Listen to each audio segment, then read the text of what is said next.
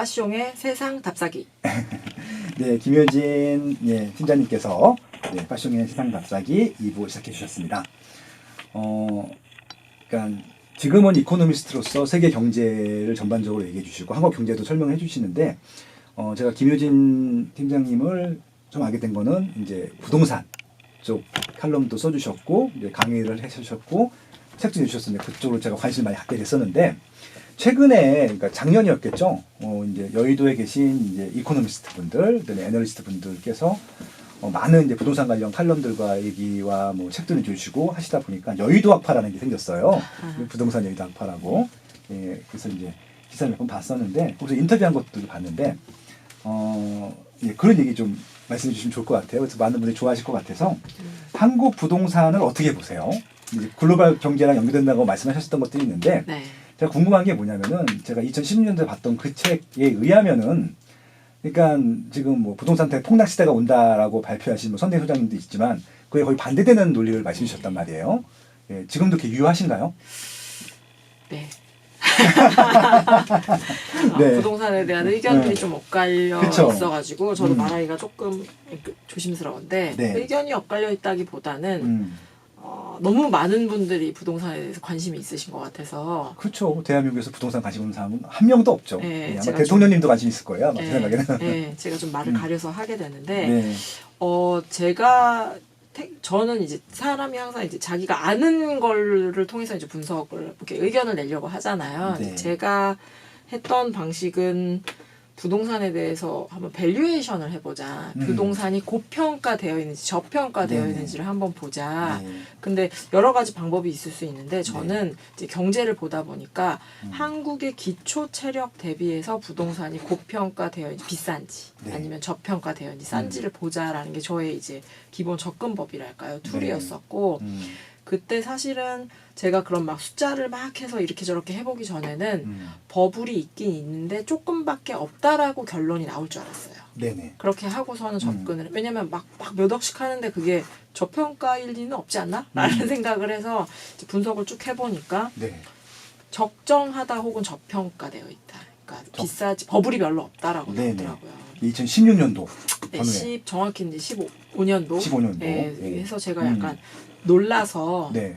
이제 보고서를 이렇게 막 좀 해가지고 썼던 이제 기억이 나고 네. 그때 제가 비교했던 게 물가와 부동산 가격을 비교를 했고요. 네. 그리고 저희 GDP라고 해야 돼요. 경제 성장률. 네. 정확히는 제가 그로스 도메스틱 인컴. 네. 그래서 저희 수출을 많이 하다 보니 우리 한국 안에 반도 안에서 벌어들이는 이익과 부동산 가격. 예. 그걸 이제 비교를 해봤는데 거기서 이제 버블이 없다.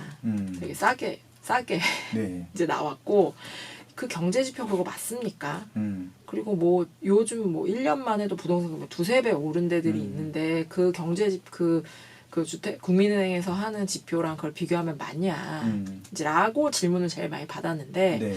저는 그래도 이 제가 분석하는 게 큰 틀은 안 틀리다고 생각해요. 왜냐하면은 그쵸. 제가 아까 뭐 일본 사례도 말씀드렸고 미국도 뭐 한번 부채가 늘어서 고생을 했습니다라는 말씀을 드렸는데 그 나라들의 부동산 가격과 물가, 네. 부동산 가격과 GDI를 비교를 해서 그려보면은 한국하고 다른 그림이 나와요. 아, 걔네는 거품이. 그분들도 통계를 하는데 약간의 현실을 반영 못하는 거는 있거든요, 사실. 그렇죠. 네. 그리고 사실 한국은 통계가 좀 잘 돼 있는 편이에요. 작기도 하고요. 네네네. 좀 빨리빨리 나오고요. 잘 돼 있는 편인데 비슷하게 나왔으면 제가 한국에도 좀 거품이 있다라고 생각을 해야 되나 역시 체감되는 게 맞구나라고 생각을 할 텐데 그림이 180도 다르게 나와요.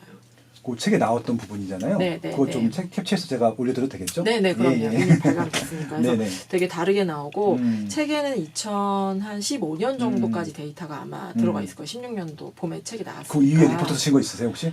리포트는 제가 안 썼고요. 그 그러니까 저도 수치를 만약에 그때까지는 그랬는데 네. 경제라는 게 변하고 부동산 가격이 많이 그쵸, 올랐으니까 네. 지금 해보니까 막 버블이 많은 걸로 나올 수도 있잖아요. 그러니까 제가 그게 궁금해서 네, 지금 근데- 왜냐면 2017년 18년도에 되게 많이 올랐거든요. 네. 서울 같은 경우는. 근데 지금으로 해봐도 거품이 그렇게 많은 걸로 나오진 않아요. 그러니까 제가 어디 책에는 이제 그냥 전국 이렇게 부동산 가격으로 돼 있는데 네. 나중에 이제 8개 도, 맞아 광역시는 광역시. 부동산 가격도 따로 나오고 그리고 그 지역의 소득도 따로 나와요. 그렇죠. 물가까지 따로 안 나오고 그래서 네네. 이제 RGDP라고 하는데 리저널 그 네. 지역의 GDP까지 나오는데 이제 그거랑 GDP랑 그 부동산 가격을 비교를 했을 때는 대구만 거품이 있는 걸로 나오고요. 대구랑 제주도. 제주도 대구도. 네. 근데 최근이죠? 제주도, 최근까지 했을 때 근데 제주도야 뭐 워낙 이제 외지인들도 많이 가서 투자처가 많았죠. 뭐 예, 현지인들 몇 명 안 중국인들도 되니까. 하니까 그래서 이제 제주도는 이제 따뜻하고 치고 대구 같은 경우가 좀 기초 체력 대비해서 부동산 가격이 좀 많이 오른 걸로 나오고요. 네. 이제 전라도 지역이 네. 가장 좀 체력 대비해서 부동산 가격이 낮게 채정되어 있다로 이제 나오고요. 네. 이제 저희가 거의 1,000만 정도 되는 분들이 서울에 이해관계가 있거나 서울에 살거나 이제 하고 있으니까 서울이 가장 궁금하실 것 같은데 네. 서울은 그냥 그 서울에서 뽑아내는 저희가 벌어들이는 돈하고 부동산 가격하고 그냥 비슷한 걸로 나와요. 비슷한 걸로 나오고 예전에 2015년까지의 데이터는 기초 체력 대비해서 부동산 가격이 되게 낮은 낮아서. 걸로 나왔거든요. 근데 네. 지금은 약간 올라가긴 했어요. 그쵸. 약간 올라가긴 해서 체력 대비해서 요만큼 높아진 걸로 나오는데 이게 막 버블이라는 단어를 쓸 정도로 되게 높아졌느냐. 네. 이제 그렇지는 않고 제가 그거보다 하나 밑단으로 해본 거는 아파트. 네. 저희 모두 아파트에서 살고 싶어 하고 아파트 예. 좋아하잖아요. 가장 대중적이고 일반적이고 그리고 가격이 제일 많이 오르기도 했었고요. 그리고 제일 그래서 가격이 제일 정확하잖아요. 네, 네. 단독 다세대 빌라는 이게 정확한지 모르는데 이건 시세라는 게 또 있으니까. 대표성이 없다고 해야지 되나? 네. 예, 그래서 이제 아파트만 해봤을 때 아파트만. 저도 서울의 아파트에 살고 있기 때문에 네. 이제 해보면은 서울에서 벌어들이는 소득보다 서울의 아파트 가격은 항상 높게 나와요. 항상 조금 높게 나오는데 이제 조금 높게 나올 때가 있고요. 좀 네. 많이 이거는 거품인데라고 되게 많이 벌어질 때가 있잖아요. 근데 네. 서울은 애매하게 조금 높은 채로 계속 가요. 애매하게 조금. 네, 지금은 조금 많이 최근에 많이 몇 년 동안 많이 올랐으니까 그 높은 폭이 좀 많아지긴 했죠. 근데 이걸로 버블을 봐야 되나라고 냉정하게 봤을 때는 네. 그냥 조금 높아졌는데. 그러니까 이거를 수준이고. 미국이나 일본이랑 비교하면은 네. 거기 거품에 비해서는 많이 낮은 거죠. 네, 그러니까 네. 높다 하더라도. 네, 이제 그런 상황이고 네. 그리고 그럼에도 체력 대비해서 높게 올라가고 있기 때문에 이게 일정 부분 거품이라고 해석을 해야 될까 고민을 좀 해봤는데 네. 저희가 흔히 뭐 프리미엄이라는 단어를 쓰잖아요. 네. 그래서 굉장히 물론 지역에도 살기 좋은 곳들이 많지만 투자 대상으로는 서울 아파트에 대한 선호도가 이제 워낙 높다 보니까 거기에 대한 프리미엄이 아닐까라고 저는 생각을 합니다. 그래서 서울에서 돈이 더 적게 벌린다고 하더라도 요 정도는 좀 저희 지하철역 앞에 있는 게 더 비싸니까 그 정도의 프리미엄 정도라고 저는 해석을 하고 있어요. 그냥 한 번에 그냥 다 설명이 네. 되시네요.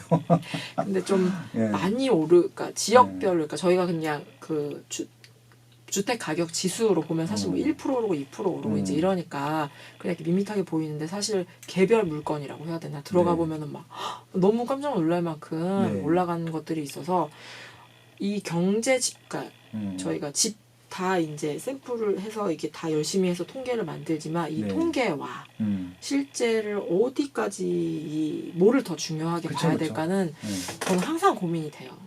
항상 고민되는데 맞죠. 예. 항상 고민되는데 저는 미국의 케이스 실러라는 케이스죠. 네. 케이스 교수와 실러 교수가 예, 예. 있죠. 네, 실러 교수가 한 3년 전에 노벨 네, 맞습니다. 노벨상을 받으셨고 네. 이분이 그 미국의 부동산 가격 지수가 미국도 뭐 주택 연방청 뭐 이런 데서 이제 부동산 가격 저희 국토부 같은 데서 네. 부동산 가격 지수를 발표하는데 이분은 자기의 이름을 딴 부동산 가격 지수가 있어요. 멋있죠. 예. 예, 저희도 하나 만들었으면 좋겠네요. 네. 빠숑 지수 하나 빠삭 주시고 만들어주세요. 예, 만들어 보겠습니다. 네, 그래서 아마 좀 이렇게 만드시는 분들도 있지 네. 않을까 싶기는 한데 네네. 뭐 대장만 섞어서 만들 수도 있고요. 예, 근데 이게 또 워낙 개별성이 강해갖고 그쵸. 이게 일반화하기가 너무 힘들더라고요. 저도 한번 해봤거든요. 예, 저는 20년 동안 이걸 하다 보니까 지수를 만들어 보고 싶어서 지금도 네. 다양한 시도를 하고 있는데, 그러니까 이쁘게 안 나와요? 이쁘게 안 나오는 것도 안 나오지만, 그러니까 제가 만든 것들은 제가 제 생각엔 리즈너블하다 얘기를 하는데 네. 한번 슬쩍 보여줬더니, 그러니까 특정 이익단체를 대변하는 것처럼 보인대요. 객관적으로 얘기를 해도. 그러니까 이게 우리 한국에서는 참 이게 참 객관적으로 얘기할 수가 없는 게 부동산을 얘기하는 순간 다 욕을 해요, 그냥 누구든 그냥 다 투기꾼으로 보는 거예요.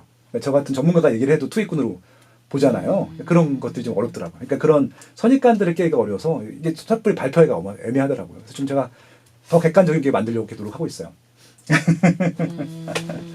네. 근데 그거 되게 재밌겠다. 네. 나중에 살짝 보여주세요.